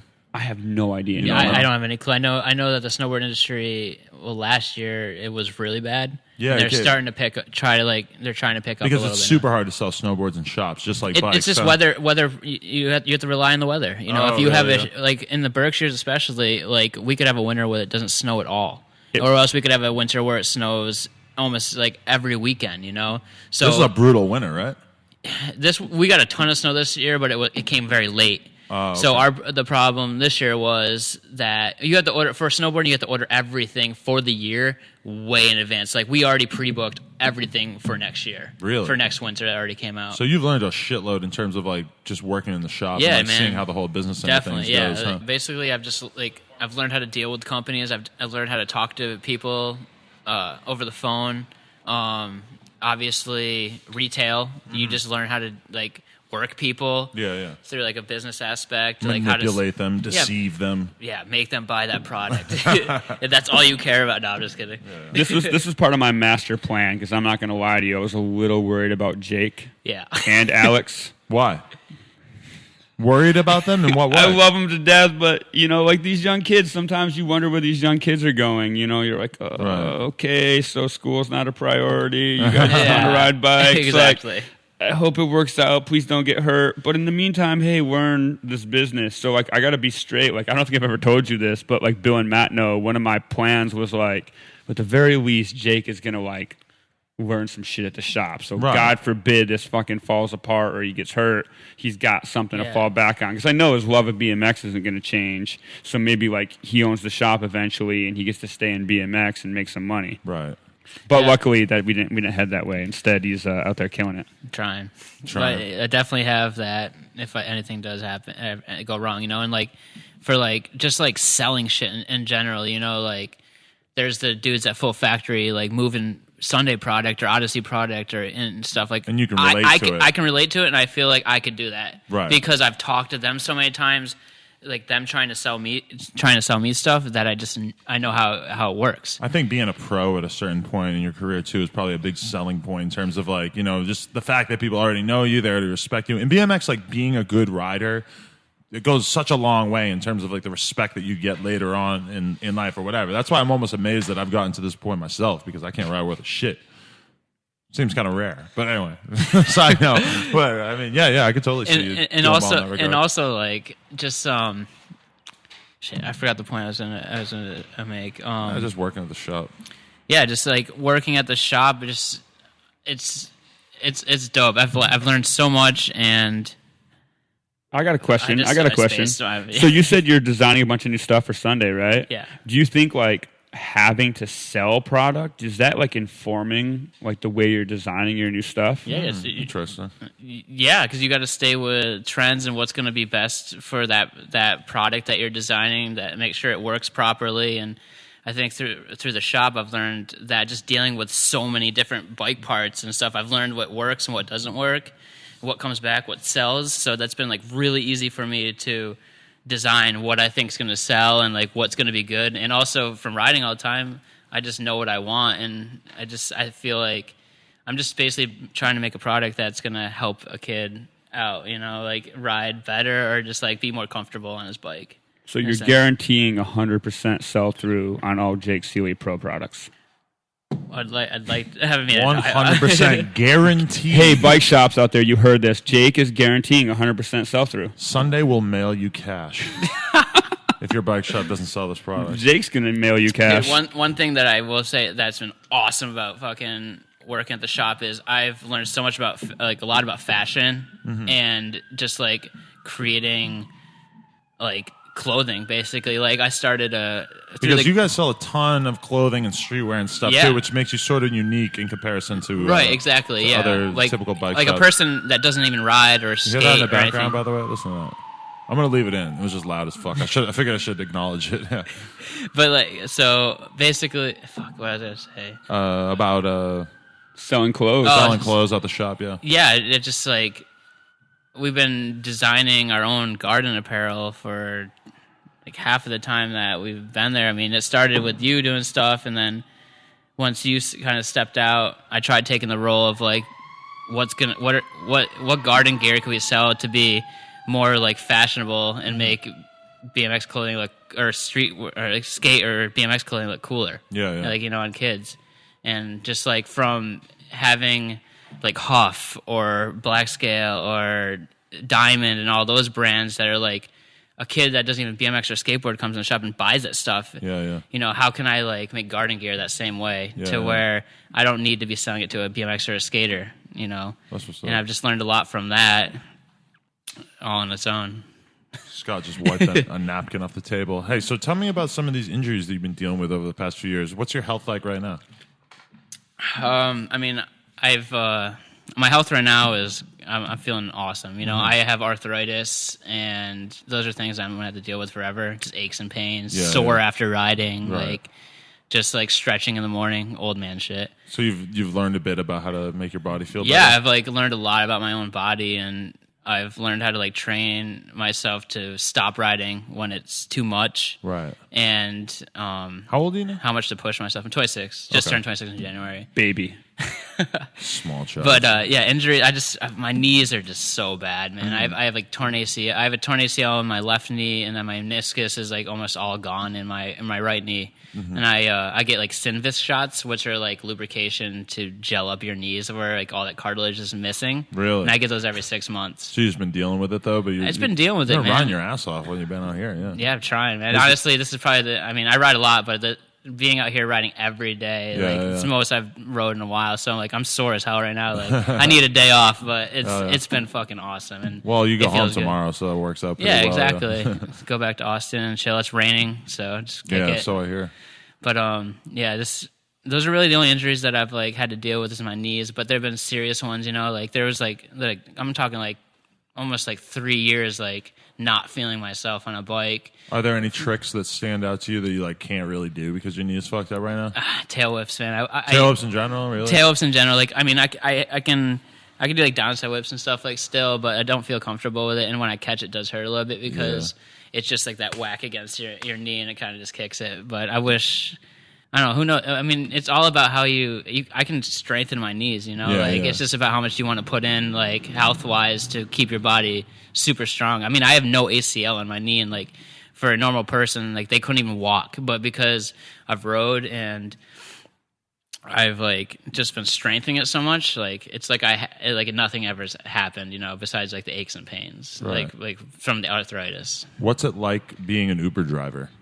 Part-time Uber driver. You didn't know this? I didn't know this. This is. Can you give me a ride home? You didn't know either, Scott. Okay. Yeah, I am a certified Uber driver. Yeah. Yep. So what's this like? It's pretty badass, man. It seems like a good career for a BMX rider because you could do it on your own schedule. And you got an interesting story to tell to anybody. And I'm always seeing different people, so I'm always just telling the same damn story. And they're interested. And you tell them I'm a pro BMX rider or whatever? Yeah, I ride BMX for a living. You know, I'm out here in Austin living, riding for a company and stuff like that. They're like, oh, cool. Like I've heard about porn stars becoming Uber drivers as well. So this kind of, you know, they moonlight as an Uber driver even though they do porn during the day. Dude, it's the best job. Honestly, I recommend it to anybody that's kind of struggling and has a car and they're trying to make some money, man. Like, I go out on like a weekends because I don't go out and drink much like on weekends. So I'm just like, all right, I'm gonna take advantage of this. And then like a night, and within like 4 hours, dude, I can make like $300 to $400 depending on 4 hours. Dude, on a weekend, you make really? bank because they have surge hours, which like all that profit goes to you, and Uber only takes 20%, I believe. Wow, I often fall victim to that surge price. Yes, thing. you do. I get surged all the time. Yeah. Are you gonna give me a ride home tonight? Is that what you're telling me? I got dropped off down here, so I myself got dropped off by Scott Marceau. Scott gave me a ride. That's why I've had these. You might have to hit somebody else for Uber. Scott, are you an Uber driver, Scott? All right. It's very easy. You're too weird. Yeah, I heard that they don't do a lot of screening. It's like you could be like a rapist and still just become an Uber driver. As long as you keep your 5 stars, you could be a rapist and do Uber. Do you have 5 stars? Yep, I got 5 stars. There's always like different controversies. I've also only been doing it for like 2 months. As long as you talk to the people and like let them play their own music, you're gonna keep those 5 stars. You know? Oh hell yeah. It's just you just gotta talk to them, be cool, and fucking. I also do Favor in Austin. It's not. It's only. Oh, it's kind of like Uber though. Yeah, so it's basically the food delivery. Oh, okay, So, cool. Yeah. Uber actually just picked up on that.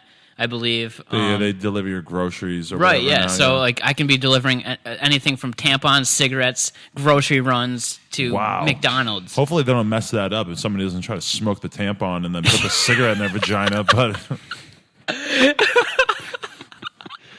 you just said tampons and cigarettes, and I just immediately thought, wow, those kind of look alike. So how long you been doing that? How many stoned runs are you going on? Like how many like pints of ice cream and like Funyuns are you delivering? Oh man, I've been doing it for 2 months now, and for the Favor, that's the job I do the most because it's set hours, and I'm like schedule. Like you make your schedule a week in advance. Mm-hmm. So basically, to come out to California, I was like, all right, I'm not going to be able to work for next week. And they're like, all right, cool. You know, they don't care. See, that's the coolest thing I can imagine. You make your own schedule. It's like the best thing ever. That's tight. So when I go back, I already made a schedule for when I go back. I'll be working like basically 4 days a week. Oh, but so you have to make your Uber schedule beforehand? Favor. Okay. You make Uber.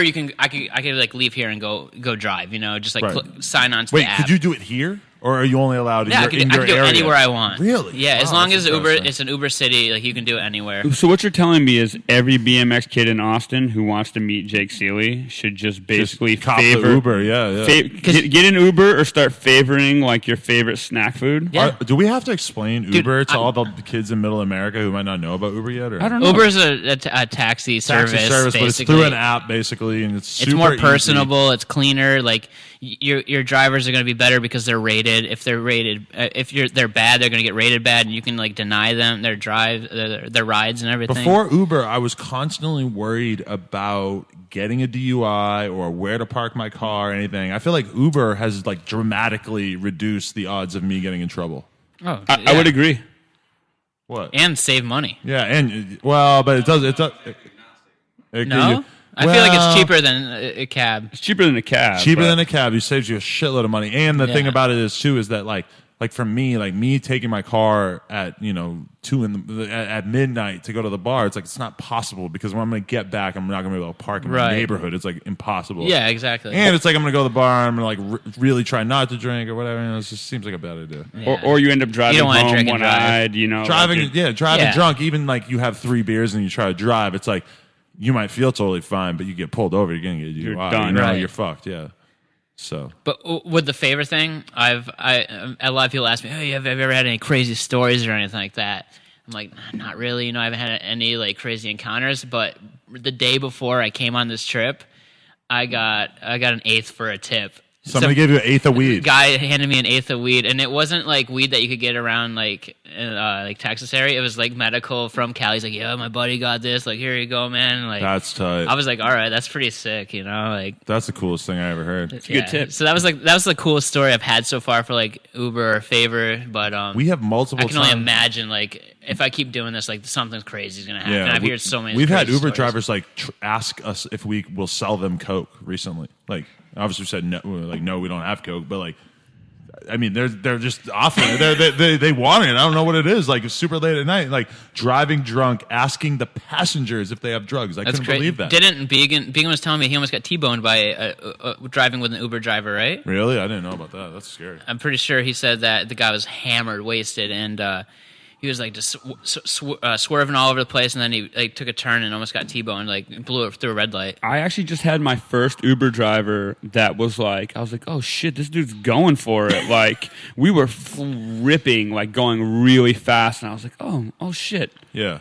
First time. Normally they're pretty freaking mellow, but this guy was trying to get the trip benefit, done. It doesn't benefit him at all because I didn't get it the either. longer you take, why? the better, the more money you'll get. No, this guy was shredding down the 110. Damn. And for those of you who don't live in LA, the 110 is the sketchiest, scariest highway in the country. I had the funniest scenario with the Uber driver the other day where I just met this girl. We're like in the Uber, fucking going to the bar, and she's just like, talking about like her clothing line and her career and all. She's like 21, all this bullshit. And I'm just like, yeah, all right, like just listening to her talk. I'm like, oh, that's so cool. Just whatever. Like, I really want to hear about your fucking jewelry line. And the fucking driver just pipes up, this nerdy ass Asian guy in the front. And he's like, oh, you sound so cool. You sound just like me. I'm so motivated. Like, this is what I do. And he's just full on like telling her all this bullshit that he does. And I'm just sitting there like, seriously, dude, like, you're going to try to swoop in, like, in the Uber, bro? Dog. Like, get the hell out of here. And I just hated it because, like, I wasn't acting like what she was saying was interesting because it wasn't interesting. Yeah. And then he just jumps in and, like... He's like, I want to swoop her real quick. He makes her feel like it's interesting for a second. I'm like, what the fuck is this? What, she's just going to stay in the car with him and drive around? Like, see, and that's the thing as an Uber driver is it's like, yeah, you get to meet a shitload of girls, but then at the same time, you're an Uber driver. So wait, no, actually, because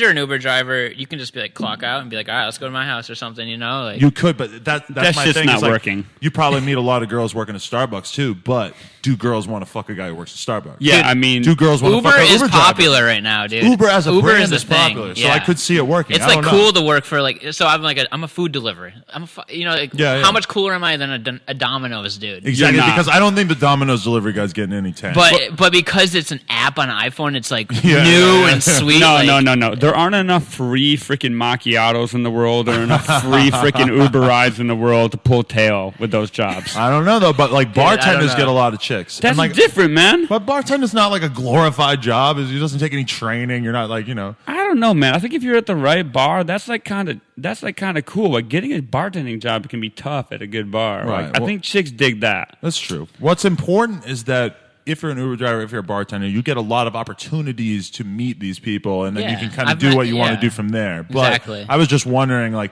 on the overall scale, like, how do Uber drivers rank in terms of I think it's cool attraction because to the it's opposite the sex? new hip thing. Like everybody wants to like take a Uber somewhere, you know? Oh, yeah. It's not like Uber's whack or like Uber's lame. Like Uber's it's funny. Sick. You know what they did? Those on Drake's album, there's a lyric where he says, "About to call your ass Uber, I got somewhere to be."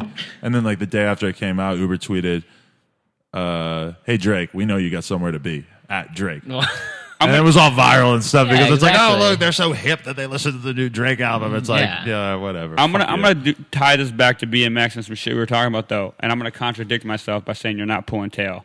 Just like in BMX, Me? if you're ill, No, I'm not. No. If you're ill in BMX, you're gonna make it, right? Right. And I bet if you're like an ill ass Uber driver, if you're the right dude, you can The right probably do good. See, you show up in the Lambo Uber, everything's different. Wait a minute. Framed in lights. Like, Would they let you do that? Could you, if you were just a guy who had a black Lambo, could you be an Uber driver? That's a good And just, question. Like, every single person is like, oh my god, bonus! I get to go in the Lambo. There's Uber. There's an upscale Uber where the Right. people look for Porsches, like upscale Oh, cars yeah, only. yeah. Like there's like a swipe button at the bottom. Like you can pick what type of Uber you want, and they have ones where like people are just in like sports cars. You know what's the most badass thing you can do is like me and Xavier out riding one day, and then somebody hit us up and they were like, "Yo, you guys want to go to this Young Lean show? Like we got you VIP for the Young Lean show." Was of all people, I don't fucking listen to Young Lean, but we were like.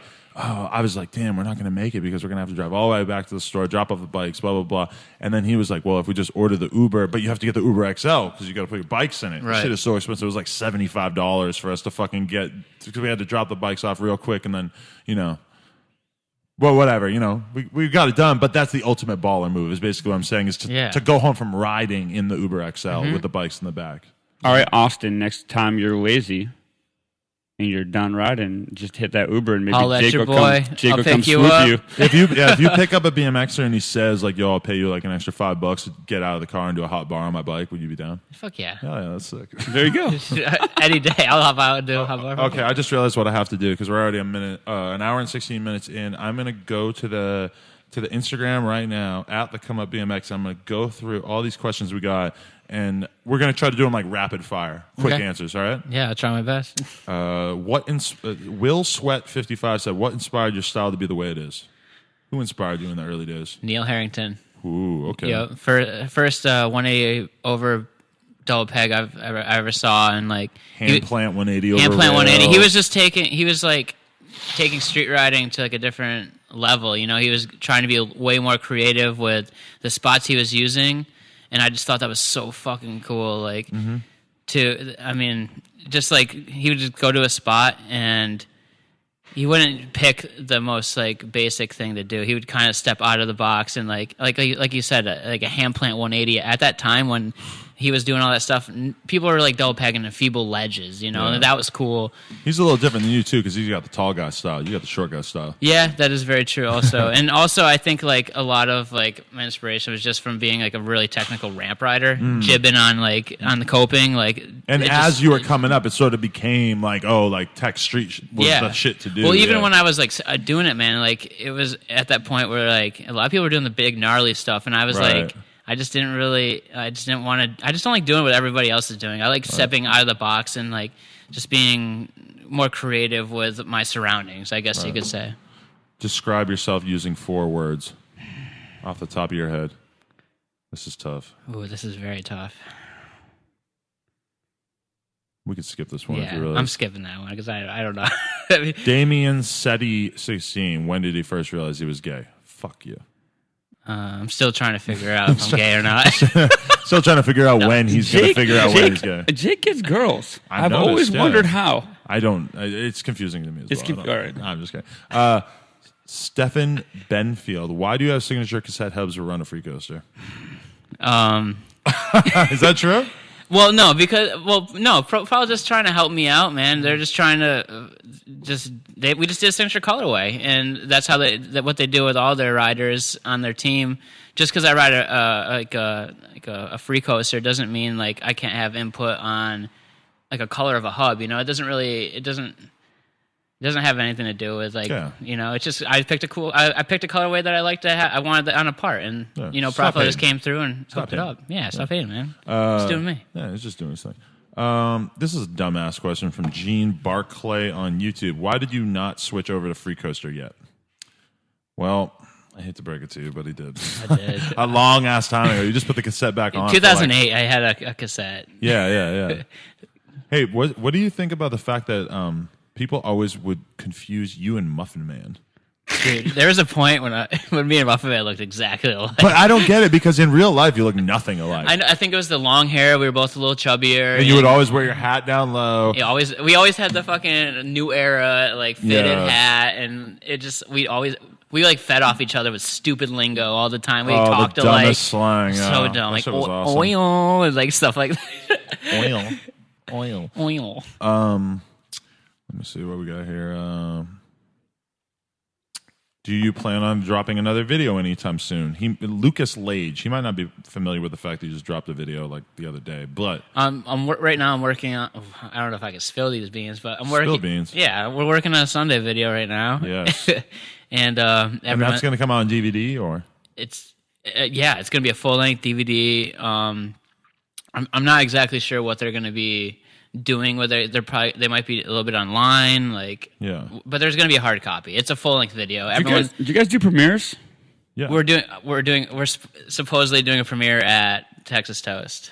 But don't quote me on that. Low key. Low key. You got to stick around to an hour and 20 minutes in the podcast if you want to know that. Yeah, and but yeah, that's the big project I'm working on, and then I'm just riding and filming, dude. Somebody named Isaac Ajoea said, "What do you think about scooters?" I think they're fucking whack. I understand, like, if you're like a little kid and you can't really maneuver a bike, but you want to be cool and like doing tail whips and bar spins, like, it's just kind of like a gateway to BMX. For a little kid. But stay the fuck out of the way in the parks, and I don't know. The Narberry said, how do you feel about the 4-peg free coaster trend? Best thing ever in BMX, man. Yeah. Finally, us tech dudes are getting the respect that we need. It's not a trend. It's just the resolution that people ended up coming to after all these years of incorrect bike setups. Exactly. 4 pegs, free coaster. Free coaster, plastic pegs, 4 pegs. It's just it's easier. It's just better. Everything is better and easier. We're slipping, we're sliding, we're doing everything. How much of an influence did Ian Schwartz riding have on your riding? I respected Ian as a rider overall. It didn't really have much impact on my riding. Yeah. I think it was just like a dude I just really liked watching ride. Yeah. My personal fave. I'm gonna chime in there. That's my favorite dude. Ian Schwartz, he was your fave. My favorite by far. Well, that's good to know. Good guy. Dobie commented, said, "Do you enjoy mustard as much as I do?" Fucking hate mustard. You hate mustard and you love ketchup. We've always kind of given you shit about this. What is it with ketchup? You know what, man? Like, honestly, that was a heavy phase in my life. I'm not that into ketchup anymore. I think I just grew out of it. But yeah, DJ Hines. DJ Hines. Yes, that was my. Justin, you don't know that there was an era where I think this might have been when I realized that Jake had an issue with ketchup. Is when I would see him making like breakfast in the morning, and he'd have 3 strips of bacon, and on every strip of bacon, he would take the bottle of ketchup and do a squiggly line along the whole strip, not just a stripe, a line that's squiggled. It's nasty. I've seen this fool. The ketchup shit was nasty. He loves ketchup. We went to In-N-Out once, and I thought he got me ketchup. This is true. He came over so many. No. I was like, "Oh, thanks, dude," and I reached out to get it, and he was like, "No, man, like, no, that's not. This is for mine, your own. Dude, I had like fucking 5 or 6 like nasty ass ketchup eating. Gross. Shit. Ketchup's pretty good. I can't lie, but I mean, that not might that be much. all I do. Yeah. Peanut butter and jelly. You a fan of that? Mm-mm. No. Ooh, I love. I love jelly. I can't do the peanut butter. I don't know. I just never have had a acquiring for peanut butter. You don't like the nut? Fitty_Bucks. How the fuck do you do X crooks? That's a weird grind. Is it hard? You got it locked in. Why don't you tell? I think it locks better than normal X-up grinds. Just really, I do them switch, so it just like everything just kind of locks together, and honestly, it's more mental. Like really? It's just scary more than like hard in a sense. If you just go for it, it's gonna happen. You just gotta fully commit. Montana Ricky, what's your motivation to find new ways of slaying down weird grinds? Motivation? I don't know. Motivation to do new tricks? Yeah, I mean, just fuck you, progression. Montana Progression. Ricky, get the hell out of here. Yeah, I'm just trying to weird progress. Question. Dude. Trying to learn. Yeah, Montana Ricky. I made fun of him in the podcast that comes out like this week. That's the dude that he works for Merit, right? Yeah. Yeah. Are you on Merit? No, not officially. No, I'm just. They hook it up with. Like, there's obviously parts that my sponsors can't provide to me, so they come through with like tires, pedals, like the things that I just. So just hook you up. Yeah, they hook it up, man. Shout out to Brennan. Mr. Big Dick 69 said, if you were to have sex with a fruit, which would it be? Mango. Fucking love mango. Mango. Yeah, I mean, it does have the hard core in the Do you the think middle. it would be hard so to it'd have be sex with? It would very hard. I can't even begin to.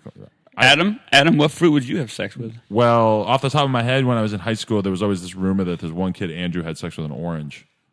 That seems difficult. I don't know. Honestly, I've never really thought about it. I mean, watermelon maybe. Watermelon. It's all watery in there and stuff. Yeah, I mean, it could feel pretty good. I don't know. We'll have to go to Ralph's after and get a bunch of fruits, see what works. We'll try it out tonight. Figure it out. We're getting to the end of the questions here. What's the funniest story from a BMX trip that you've ever taken? Anything come to mind? Funny. The first thing that came to my mind right now was Megatour when I was throwing bottles out the window. Oh, Nothing funny about you got that. us all arrested. Yeah. Let me tell that story. Wait, but didn't I tell this story recently? I don't know. Maybe not. No, you told it the other day to everybody. I told it to everybody. Yeah. I'll tell the story real quick. Is that we were on Megatour, which it was basically a big BMX tour with a bunch of teams, and there was this girl named Cakes who posted on the come up message board at the time, and she said, yeah, you guys can come stay with us in Manhattan in the middle of the city. So we take the van, we meet up. Joof had just gotten on the trip, and we're all just chilling, smoking weed, whatever. And like Jake is like talking to the girl or whatever, and the girl's throwing bottles out the window, and fucking Jake kind of gets involved too and fucking throws a couple of bottles out the window. This is like a super nice apartment in like the middle of Midtown Manhattan. Like you can't do that. Like, no. And I'm with this other girl like in like the downstairs area hanging out with her, and I see these flashlights. Like I see lights flashing up. I look out. I see like one cop up there just waving his flashlight. I look down again like 2 minutes later. Tons of cops down there. One of the bottles had like hit a cab or something. Dude, a fucking bottle went through a cab window.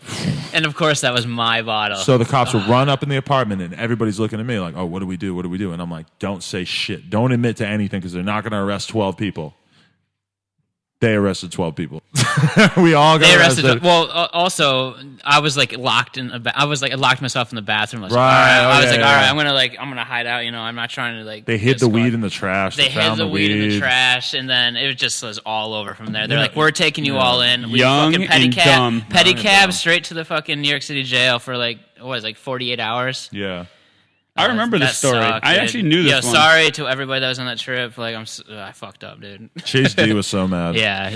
And the worst part for Chase D was because he was probably the only person on the team that was like a big name pro at the time. And there was like kids talking about it in the message board, on the come up message board. And like Chase D's girlfriend at the time saw it and was freaking out. Yeah. It was all bad. Like Edwin, I've just been hanging out with Edwin all day, and after everything, he just goes, "It was all bad. It was all bad, son. It was all bad. That situation was all bad. It was not good. Trying to impress girls. But hey, it is a story that we could tell forever. It's a and good it's still story. Interesting. Ben Hiddle, he was in there. Everybody, dude, going to jail in Central Bookings in Manhattan. That's the only time I've ever been arrested. Like in the middle of the city. Were you guys all in the same cell? Yeah. Yes. Yeah, dude. I was taking shits in front of everybody. Oh yeah, it was horrible. there was no doors on the toilet. People dude. were I was not just psyched. There. Yeah, it sucked. Hey, so I got a bunch of questions from Mark Burnett real quick here before we finish. Why do you love burritos so much? Dude, that's my jam. Yeah. There's so much flavor in a burrito. You can pack everything that you love into one fucking burrito. And Chipotle, or do you have another brand that you prefer? I fucks with Moe's. Moe's. Moe's is my jam. I'm a big condiment person, and they have like the best I guess salad dressing that you can use on it, and just way more flavor than everything. I don't know, shout out to Moe's. Woo. How many times have you eaten an Arizona pizza? Mark Burnett wants to know. Fuck you, Mark. What does that mean? Yo, my girl, she used to work at Arizona Pizza in Pittsfield. It's just like a local, like, you know, like Italian restaurant. And Right. I was there every day, dude. Fucking eating soup, salad, and cheese bread. They had for like $5.49 or something was the deal. I was just there every afternoon getting lunch. Mark Burnett also said he got to hang out with Bill today. That's sick. Who's Bill? My owner, or the owner of the garden. Some people know that you don't like peanut butter. Multiple people have mentioned it. 5 minutes left. Yeah, I guess we got to wrap this up. Damn. Yeah, I feel like I could talk all night. yeah. We got a bunch of good questions in from the readers and stuff. I think that Justin over here informed us a lot about the skate world. Right now, he's like pretty much molesting the cat. The cat is in a state of ecstasy right now. Look at him. Yeah, dude. My boy. Follow at I am Tony Cat. Look at him. Why wouldn't you? Look at this guy. Dude, I want to make him like a real famous internet cat. I want him to have like millions of followers, but I don't know how to get there. What do I have to do? I don't know, man. Is he in a movie yet? No, he hasn't had any kind of like, you know, he's probably only got his followers just from us and stuff. You need to start bringing him to all the jams on a leash or something. Yeah, I know. Do you walk him? You need to start walking him. He stays need to in the start store walking full to- time.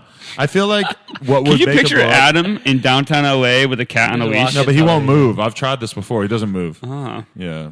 I mean, he might move if I was dangling a can of tuna in front of him, but whatever. Jake, who do you want to thank? Oh man, my fucking grandmother's the first person I want to thank. She's always there when I'm in need. My dad, my mom always got my back 100%. They have had my back since I was like 8 and wanted to be a professional bike rider. They never were like, nope, you can't do it. They're always like, oh, fuck yeah, how can we help you get there? Yeah. And that was so sick. Them aside, shout out to my girlfriend. She keeps me sane every day. My new dog, Bentley, it's my little dude. You know, it's cool having an animal. It's like a different appreciation of life. Yeah. Obviously, all my sponsors, Sunday, Profile, Low Tech, Peep Game, and everyone at the Garden, Bill and Matt, for having my back forever. Justin Maruco for basically helping me get to where I am today. Adam 22 for always having my back through tough times, good times, everything. Like Jake Seeley for life. we always been boys, no matter what. Jake was like the original dude that I kind of like was like, oh, this is like, I just was like, this. I have to like push this dude, you know, with the come up and stuff. You were kind of the first person. I don't know. Fucking Scott Marceau for holding on the camera and like just I don't know, just like it's Scott, just show the ecstasy in this cat's face. Can we just end on this? Look at that, dude. He's just in pure heaven. Justin, I think you really got a thing going with this cat, dude. We're homies, man. Yeah. Tight. Maybe you can, introduce him around. He's got a lot of big time shout outs. Chris Kyle shouted him out. That's pretty good. He's got like 100K. Tony's the motherfucking dude, man. I got nothing. Yeah. I'm gonna try though. Yeah. But yeah, just like everyone I ride with every day, man, just like BMX in general, just meeting so many cool people. Shout out to everybody I've fucking hung out with, everyone that on this trip that I've kicked it with. I don't know. It's been awesome, man. It's been great, yeah, and I can't wait to get back out here again soon. Oh yeah. Well, it's nice to do a podcast back on planet Earth after doing Nastasio and Edwin. Now we're back with Jake Seeley, and it was a little bit more sane, but I'm very Hopefully glad I didn't that bore you guys. Oh no, I think it was good. I think we got to learn a lot about the life of this small town man who's been made quite a life for himself. Yeah, I don't know. Everybody out there, TCU TV, thank you for tuning in. Subscribe to us on YouTube. Lick our buttholes at the Come Up BMX on Instagram, et cetera, et cetera. Follow at I am Tony Cat. You don't have to worry about, you can follow the Jake Seeley or Adam22 spelled out TWENTY. But most importantly, I am Tony Cat. Look at that cat. Look at him. He's a handsome man. I want to bring him home with me right now. God, what I would do to cuddle with him tonight. It's cool. No, but he's a shop cat. He's got a relationship with all these homeless people. They love him. They come in outside the shop and Does just he hop stare in at these him. boxes?